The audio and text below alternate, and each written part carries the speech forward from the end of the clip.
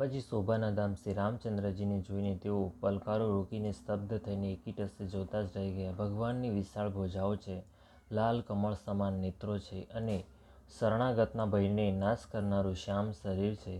સિંહના જેવા ખભા છે, વિશાળ વક્ષસ્થળ, પહોળી છાતી અત્યંત શોભા આપી રહ્યું છે. અસંખ્ય કામદેવોના મનને મોહિત કરનારું મુખ છે.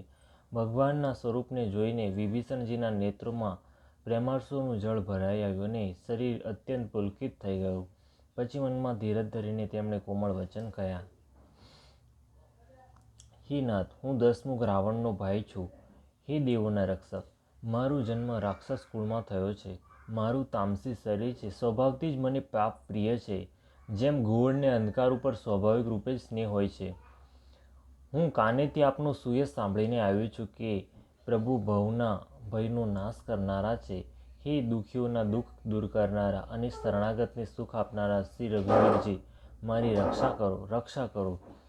પ્રભુએ એમને આવું કહીને દંડવત કરતા જોયા તો તેઓ અત્યંત હરખાઈને તુરંત જ ઉઠ્યા. વિભીષણજીના દીન વચન સાંભળતા જે પ્રભુને મનના ઘણા જ ગમ્યા. તેમના પોતાની વિશાળ ભુજાઓમાં પકડીને તેમને હૃદય સહસા ચાપી દીધા.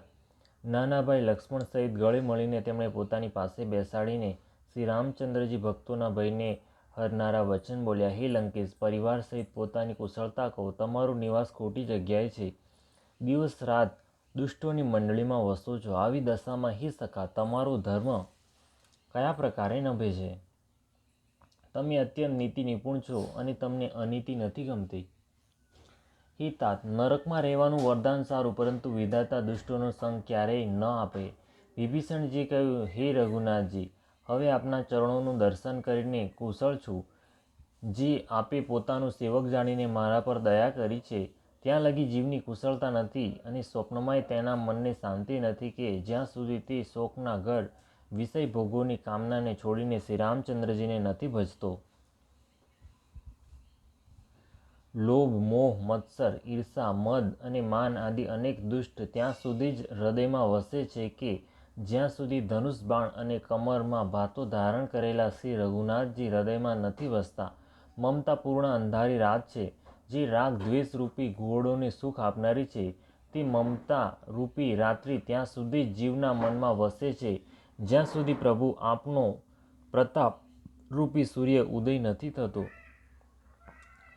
હે શ્રી રામજી, આપના ચરણાવિંદના દર્શન કરીને હવે હું કુશળ છું. મારો ભારે ભય ટળી ગયો. હે કૃપાળુ, આપ જેના પર અનુકૂળ થાવ છો તેના ત્રણેય પ્રકારના ભવસૂળ, આધ્યાત્મિક, આધિદૈવિક, આધિભૌતિક તાપ નથી વ્યાપતા. હું અત્યંત નીચ સ્વભાવનો રાક્ષસ છું. મેં ક્યારેય શુભ આચરણ નથી કર્યું. જેમનું રૂપ મુનિઓના ધ્યાનમાં નથી આવતું તે પ્રભુએ સ્વયં હર્ષિત થઈને મને હૃદય સરસો ચાપી દીધો.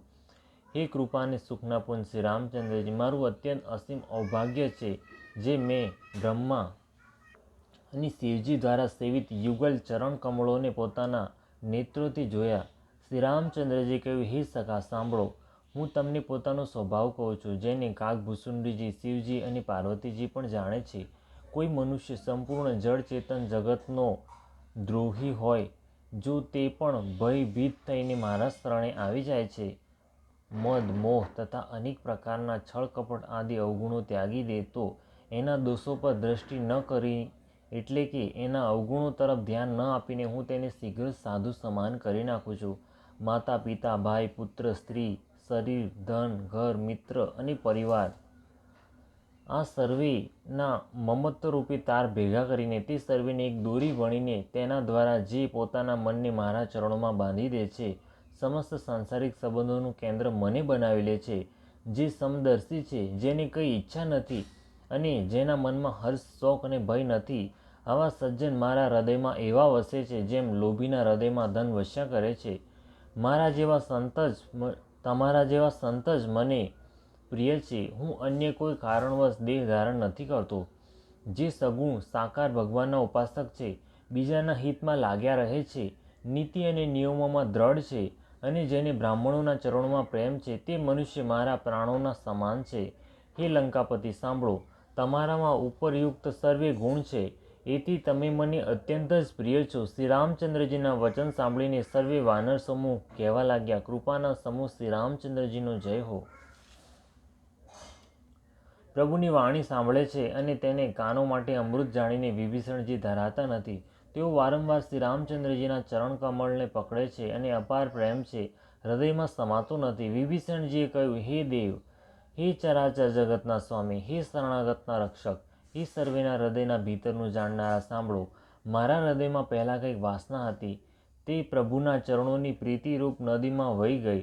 હવે તો હે કૃપાળુ, શિવજીના મનને સદાય પ્રિય લાગનારી પોતાની પવિત્ર ભક્તિ મને આપો.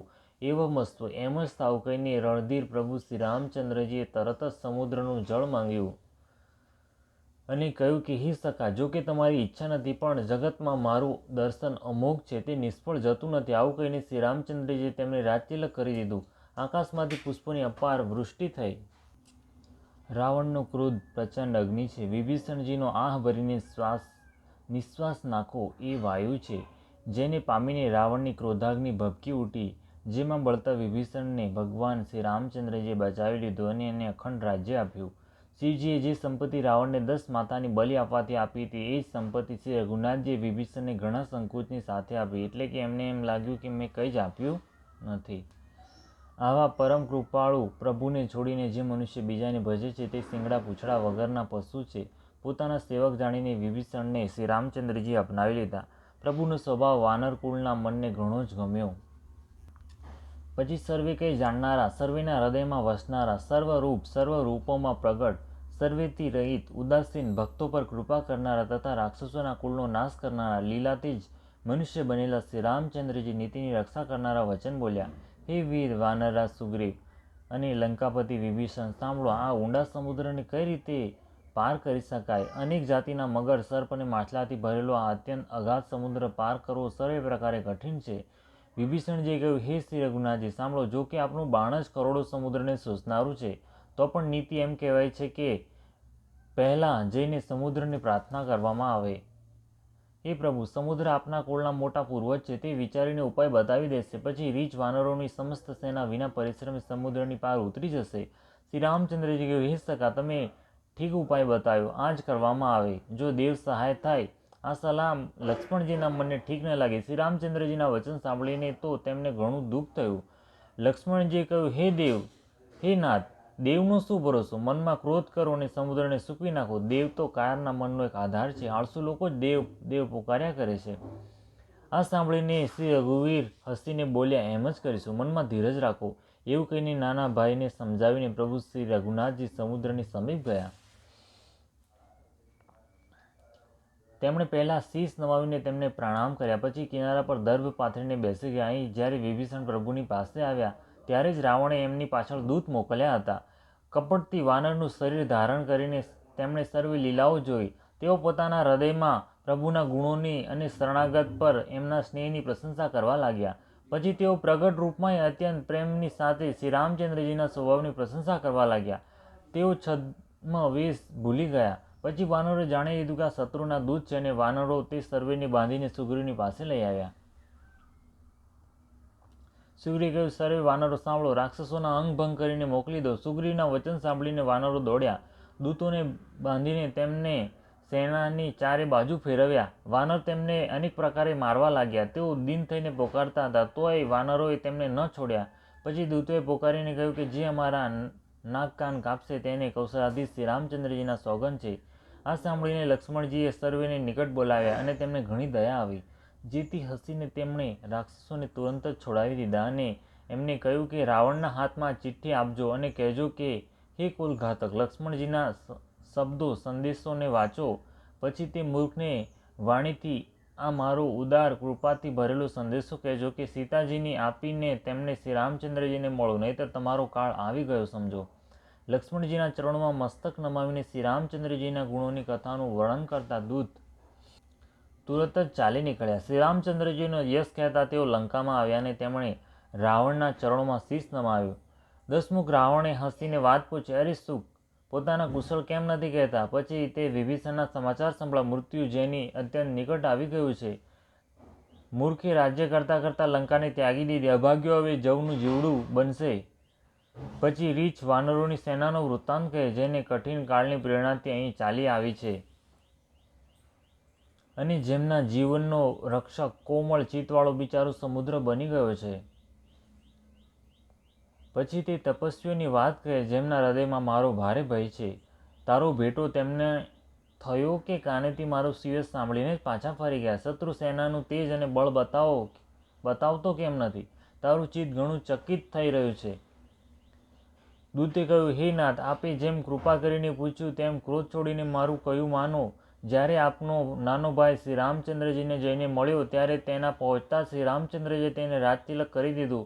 અમે રાવણના દૂતો છીએ. આવું કાનેથી સાંભળીને વાનરોએ અમને બાંધીને ઘણા કષ્ટ આપ્યા, એટલા સુધી કે તેઓ અમારા નાક કાન કાપવા લાગ્યા. શ્રી રામચંદ્રજીના સોગન આપવાથી તેમને અમને કંઈક છોડ્યા.